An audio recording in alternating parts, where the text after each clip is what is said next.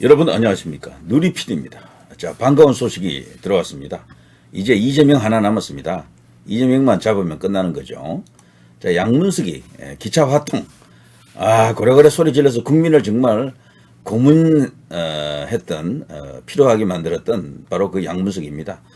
와, 저는 이 친구처럼 그렇게 고래고래 소리 지르는 정치인들을 건자에 와서 본 적이 없습니다.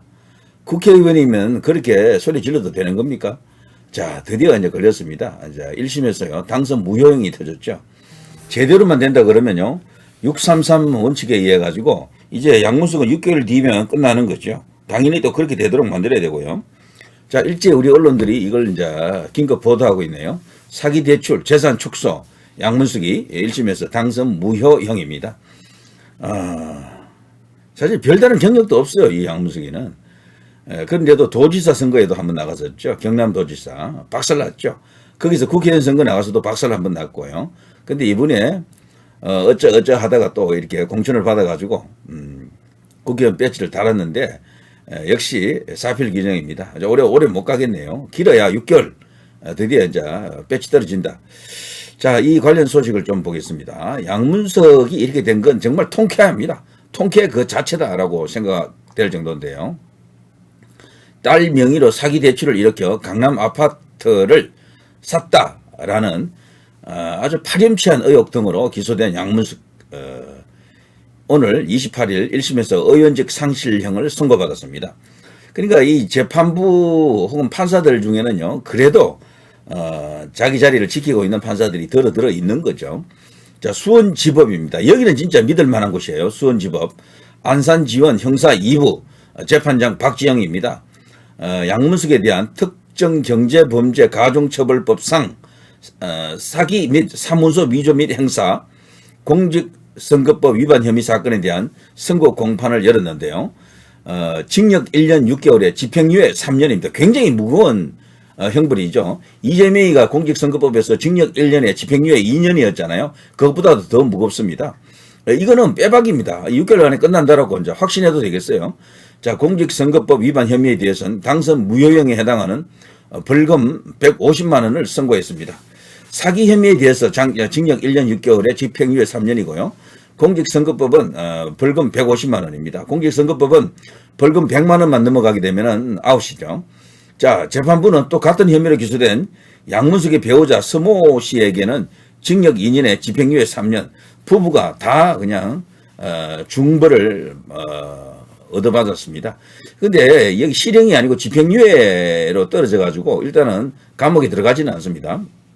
자, 양문석 부부와 함께 기소된 대출 모집인 정모 씨는 징역 1년 6개월에 집행유예 3년입니다. 전부 다 비슷한 형량이 나왔습니다.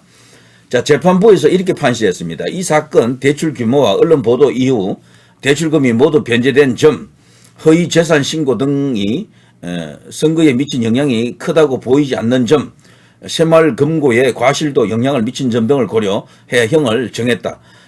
그래서요, 형이 이 정도만 해도 상당히 무거워 보일 수도 있는데 상당히 경감해 줬다라고 하네요.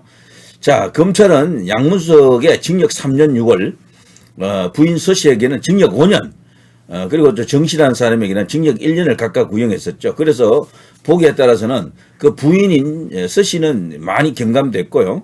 양문석이도 한 절반 정도 이렇게 뚝 떨어졌네요. 자, 검찰에 따르면 양문석은 지난 2021년 4월 당시 대학생이었던 딸의 이름을 빌려 대구 수성 새마을금고로부터 11억 원 규모 사업자 대출을 받아 서울 서초구 아파트를 사는데 보탠 것으로 조사가 됐습니다.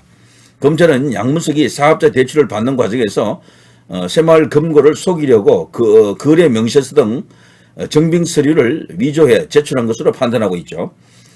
사기 혐의와 사문서 위조 및 행사 혐의를 적용해 작년 9월 그때 이제 기소를 했었습니다. 자, 양문석은 총선을 앞둔 작년 3월 이런 사기 대출 의혹이 제기되자 새마을금고가 먼저 대출을 제한했다라고 의도적으로 속인 적이 없다라고 발뺌을 했는데요. 지금 보니까 이게 거짓말이네. 자, 새마을금고가 대출금이 제대로 써있는지 확인하지 않았다라는 내용의 해명글을 페이스북에 올려 허위 사실을 유포한 혐의, 이게 이제 공직선거법 위반에 딱 걸린 거죠. 자, 그렇게 돼서 이번에 150만 원 벌금형이 떨어졌고요. 이것이 바로 당선 무효형이 되는 거죠. 그리고 다른 것도 말이죠. 그게 형이 확정되면 당선 무효를 뭐 말하기 전에 피선거권이 완전히 박탈됩니다. 모든 게 아웃되는 거예요. 자, 이 양문석은 총선 후보자 등록 과정에서 서초구 아파트의 가격을 실거래가 31억 2천만 원 대신에 공시가격 21억 5,600만 원으로 써낸 혐의 공직선거법 위반도 있습니다. 자, 양문석 측은 재판 과정에서 아내가 한 것으로 양문석은 대출 과정을 상세하게 알지 못한다. 재산 축소 신고 혐의는 인정하지만 허위사실 공표는 고의가 없었다라며 대체로 혐의를 부인했습니다만 재판부가 이를 받아들이지 않았던 거죠. 자, 양문석은 지난 7일 열린 결심 공판 최후 진술에서 자신과 아내는 사기 대출 의혹과 관련해 속일 의도도 속인 사실도 없다는 점을 분명히 말씀드린다라고 했지만 다 이거 자체가요 믿기 어려운 자기 변명에 불과했다는 게 드러났습니다. 자, 선거운동 과정에서 여러 차례 진행된 여론조사에서 제가 경쟁자를 20% 이상 압승하고 있는 상황에서 페이스북 글을 통해 유권자를 속여 정치적 이득을 얻을 의도도 없었다라고 떠들었습니다. 자, 아무튼요, 이번에 이 양문석의 주장에 대해서 재판부는 양문석의 사기 대출 혐의와 재산 축소 신고 및 페이스북을 통한 허위사실 유포 혐의에 대한 모두 유죄로 인정했습니다. 재판부는 주택담보대출 상환 목적으로 사업자 대출을 신청한 것은 대출 사유 목적에 허위 사실을 고지한 것에 해당한다. 피고인 주장과 같이 새마을금고 직원 일부가 자금 사용 목적을 알고 있다고 하더라도 최종 의사결정권자가 아닌 이상 대출 목적에 대해 잘 알고 있다고 판단하기 어렵다라고 전곡을 찔렀네요. 또 재판부는 새마을금고에 부실심사 과실이 있다고 하더라도 대출 목적을 명확히 알았으면 대출이 실행이 안 됐을 거라고 보는 것이 타당해 기망, 속이는 거죠. 대출 사이에 인과관계를 인정할 수도 있다라고 하면서 양문석 측의 주장을 전부 인정하지 않았습니다.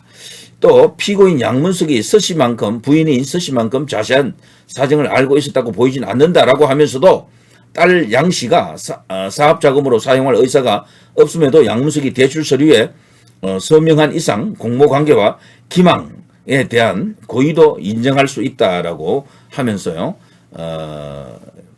양문석 측을 코너로 몰았습니다. 또 피고인 양문석이 서씨만큼 모른다 하는 것 자체도요 설득력이 없다는 이야기죠. 자, 다만 재판부는 이 과정에서 양문석이 사문서를 위조했다는 혐의에 대해서는요 요것만큼은 무죄로 판단했습니다. 아내 서씨에 대한 혐의만 유죄로 봤고요. 자, 재판부는 양문석이 문서 위조에 구체적으로 가담했거나 서씨와 정씨의 범행에 대해 잘 알고 있었다고 볼 만한 증거는 없다라고 했습니다. 자, 단순한 부주의가 개입되어 있다고 하더라도 허위 재산 신고는 죄책을 질 수밖에 없다. 실거래액과 공시지가 차이가 매우 크므로 단순 부주의로 치부하기도 어렵다라고 분명히 이제 못을 박았습니다. 또 양문석의 페이스북 그 게시글에 대해서도요. 글의 내용 중에는 단순한 억울함 토로를 넘어 객관적 사실과 맞지 않는 허위 사실이 담겨 있다. 객관적 단어 의미, 문맥에 비춰 피고인 주장처럼 한정적으로 해석하기 어려운 대출 과정 및 대출 후 사실 과정이 기재되어 있어 사실관계 확인을 위해 충분히 주의를 기울였다거나 인식한 것으로 보이지 않는다. 범죄에 대한 의식을 안 했을 리가 없는 거죠. 그래서 이거 전체가 짜고 쳤다라고 지금 보는 겁니다. 자, 아무튼 양문석은 선고 직후 취재진들에게 이런 말을 했네요. 저희들의 판단과 검찰의 판단의 간극이 컸다. 판결문을 보고 항소심에서 제대로 대응하도록 하겠다.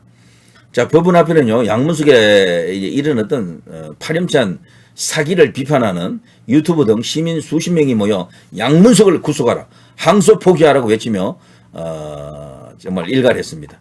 양문석이 이번에 이제 당선된 자들 중에 제일 먼저 옷 벗겠네요. 이런 식이면 소리만 빽빽 질러대는 정말 꼴보기 싫은 인간이었는데요. 이제 드디어 정의 구현되는 것 같습니다. 저는 개인적으로요, 이 양문석을 필두로 해서 드디어 이제 거기 꼴보기 싫은 뭐 서영교, 뭐 박선은 이런 자들 전부 감옥 갈 것으로 봅니다. 시간의 문제다. 이제 그 중심에 서 있는 것은 이재명이 되겠죠.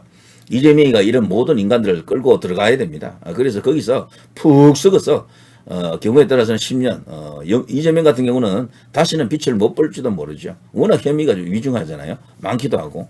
자, 아무튼 통쾌한 뉴스입니다. 국수 가볍게 한 그릇 정도 땡겨야 되겠네요. 자, 누리 PD 김준이었습니다.